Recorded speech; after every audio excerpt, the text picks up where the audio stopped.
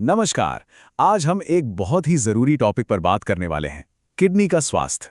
और ये भी जानेंगे कि कैसे सिर्फ अपने खान पान में कुछ आसान से बदलाव करके हम दर्दनाक किडनी स्टोन से बच सकते हैं। तो एक सवाल जो अक्सर मन में आता है, क्या सच में हमारा खाना पीना किडनी की पत्थरी बनने से रोक सकता है? और इसका जवाब है जी हां, काफी हद तक। और आज हम यही समझने वाले हैं कि ये होता कैसे है।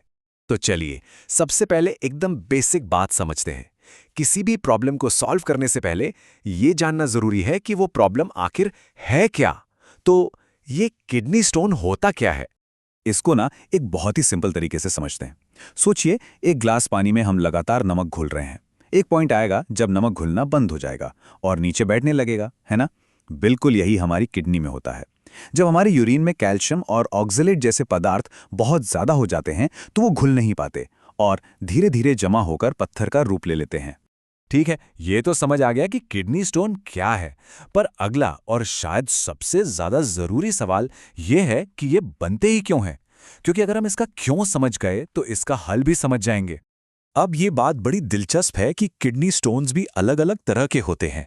लेकिन जरा इस चार्ट को देखिए। लगभग 80% मामले अकेले कैल्शियम ऑक्सलेट स्टोन्स के होते हैं। और यही वजह है कि हम जिस डाइट की बात करने वाले हैं उसका मेन फोकस इसी एक तरह के स्टोन को बनने से रोकना है। और अब आते हैं सबसे जरूरी हिस्से पर, यानी इसके हल पर।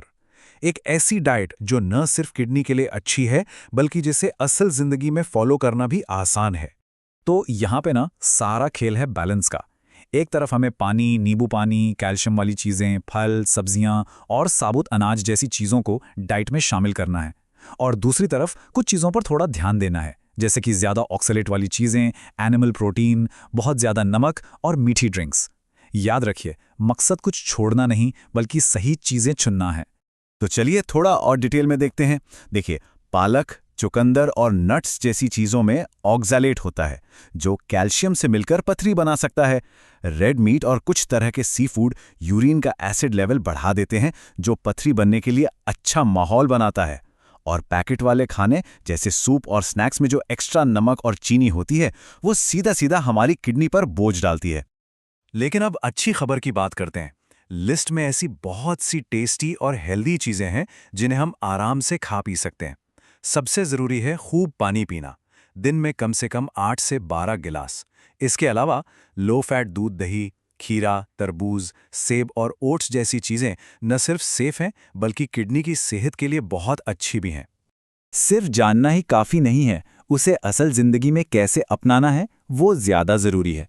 तो चलिए देखते हैं कि पूरे दिन में ये किडनी फ्रेंडली डाइट आखिर दिखती कैसी है। अब देखिए, ये बस एक आइडिया है, कोई सख्त नियम नहीं। पर इससे ये अंदाजा लगता है कि हेल्दी खाना कितना मजेदार और बैलेंस्ड हो सकता है। सुबह ओटमील से लेकर रात में बेक्ड फिश तक स्वाद और सेहत दोनों का ध्यान रखना बिल्कुल मुमकिन है।